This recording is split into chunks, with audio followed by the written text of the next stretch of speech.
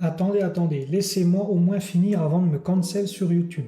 Je ne débarque pas comme un vieux monsieur qui nourrit les pigeons en criant c'était mieux avant, sans argument derrière. Quoique un peu quand même. Mais regardez autour de vous 2 secondes. Tout est devenu lisse. Les logos, avant t'avais des trucs avec des détails, des reliefs, des ombres, des couleurs. Maintenant, tous les logos on dirait des applications de méditation. On dirait qu'ils ont tous été dessinés par le même designer sous café décaféiné. Même les villes ont perdu leur personnalité. Les bancs gris, les lampadaires gris, les bâtiments gris aussi. On vit dans une simulation 3D pas encore texturée. Tu te balades dans certaines rues, t'as l'impression que la map est encore en chargement. Et le problème, c'est qu'aujourd'hui, on veut que tout plaise à tout le monde, donc on retire tout ce qui pourrait déranger. Plus d'aspérité, plus de folie, plus de détails inutiles.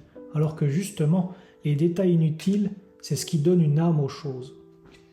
Parce qu'une œuvre qui ne divise personne, souvent c'est une œuvre qu'on oublie en 8 secondes. Il faut des gens qui détestent pour que d'autres adorent. Les plus grandes œuvres de l'histoire avaient des détracteurs. Imaginez si aujourd'hui on présentait la Joconde à un comité marketing. Très beau sourire, mais est-ce qu'on pourrait le rendre plus engageant pour la cible 18-25 ? Et sinon en version minimaliste, flat design ? Même dans l'art, je trouve qu'on a perdu ce goût du détail obsessionnel. Évidemment, il y a encore des artistes incroyables aujourd'hui. Je ne dis pas que tout est devenu nul non plus, faut se calmer. Mais ceux qui marquent vraiment ont souvent ce truc qu'on voit de moins en moins, une identité forte. Par exemple, Kei Mieno, peintre japonais connu pour ses portraits hyper réalistes à l'huile, quand tu regardes ses œuvres, tu vois chaque reflet, chaque texture, chaque détail du visage. Le gars peint des pores de peau mieux que ma propre caméra frontale. T'as l'impression que la peinture respire. Et ça, aujourd'hui, ça choque presque parce qu'on est plus habitué à voir autant de soin dans une image. Avant, les artistes voulaient impressionner. Maintenant, parfois, on dirait qu'on veut juste optimiser l'engagement Instagram. Faut que ce soit visible en miniature, compréhensible en 2 secondes et compatible avec un feed beige. Et je sais que ça fait vieux con de dire ça, mais honnêtement, peut-être qu'un petit peu de vieux con, ça fait du bien à l'art.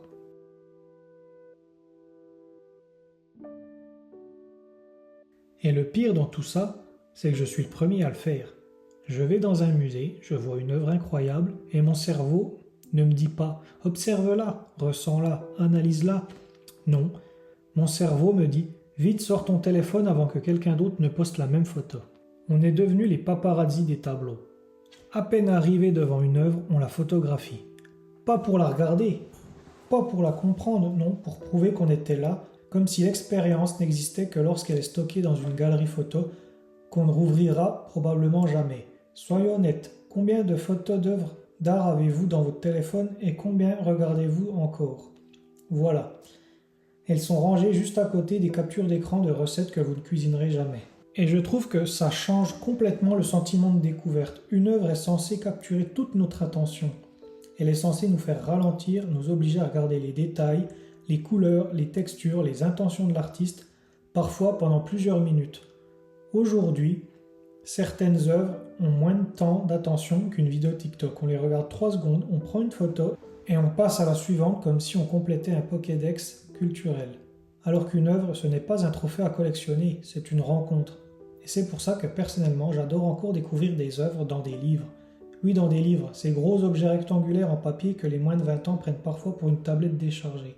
Dans un livre, tu tournes une page et tu tombes sur une œuvre sans algorithme qui hurle « Si vous avez aimé ça, voici 12 œuvres similaires, 3 vidéos de chats et une publicité pour des chaussures. » Tu prends ton temps, tu observes, tu compares, tu reviens en arrière, tu construis progressivement ton regard.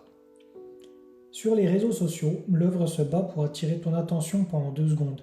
Dans un livre, elle a enfin le droit de respirer. Et je sais que c'est paradoxal de dire ça dans une vidéo YouTube qui finira peut-être sur les réseaux sociaux, mais parfois, pour apprécier l'art, il faut accepter de regarder un peu moins l'écran et un peu plus l'œuvre.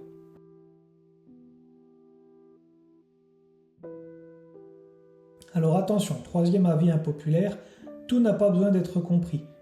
Oui, je sais, pour certains, cette phrase est plus choquante qu'une balade scotchée sur un mur, mais sérieusement, pourquoi est-ce qu'on ressent toujours le besoin de tout expliquer dans l'art ? À chaque fois qu'on est en face d'une œuvre un peu étrange, la première réaction c'est « oui, mais ça veut dire quoi ?» Comme si l'art était un contrôle de lecture et qu'il fallait absolument trouver la bonne réponse pour avoir les points. Imaginez si on faisait pareil avec tout dans la vie. Vous regardez un coucher de soleil, très joli, mais quelle est la symbolique exacte de ce nuage à gauche? Vous écoutez une musique. J'apprécierais davantage ce morceau si un document PDF de 37 pages pouvait m'expliquer ce que je suis censé ressentir. Ça n'a aucun sens. Et pourtant, avec l'art, on a parfois l'impression qu'on n'a pas le droit d'avoir une émotion avant d'avoir lu l'explication.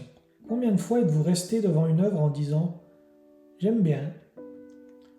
Puis vous avez lu le cartel à côté, et là, panique, parce que l'artiste explique que son œuvre représente la déconstruction de la relation entre l'individu et les structures socio-économiques dans un contexte post-industriel. Et soudain, vous ne savez plus si vous aimez l'œuvre ou si vous venez de rater un examen de philosophie. Alors qu'à la base, vous trouviez juste les couleurs jolies. Et ce n'est pas une critique des artistes ou des explications. Comprendre le contexte d'une œuvre peut être passionnant, souvent même, ça permet de l'apprécier davantage. Mais je pense qu'on oublie qu'une œuvre peut être aussi ressentie avant d'être comprise. Parfois, une peinture nous met mal à l'aise sans qu'on sache pourquoi. Parfois, une sculpture nous fascine, parfois une musique nous touche, et parfois on ne sait même pas expliquer ce qu'on ressent. Mais justement, c'est peut-être ça qui est intéressant. Parce qu'au fond, si une œuvre pouvait être entièrement résumée par une phrase, on n'aurait probablement pas besoin de créer l'œuvre. L'art n'est pas toujours un message à décoder. Parfois, c'est une émotion à vivre. Et je trouve ça un peu triste qu'aujourd'hui, certaines personnes passent plus de temps à chercher ce que l'œuvre veut dire qu'à regarder l'œuvre elle-même. Alors oui, comprendre l'art, c'est bien, mais parfois regarder une œuvre et simplement se dire « j'aime bien » ou « je déteste ça », c'est déjà largement suffisant. Après tout, personne ne demande à un coucher de soleil d'expliquer ses intentions artistiques. J'ai conscience qu'en disant tout ça, je passe pour un vieux aigri. Bon, je le suis sûrement, même si je pense que je ne suis pas le seul à penser cela. N'hésitez pas à me le dire en commentaire. Partagez cette vidéo, aimez la vidéo et abonnez-vous. Je vous dis à bientôt et prenez soin de vous.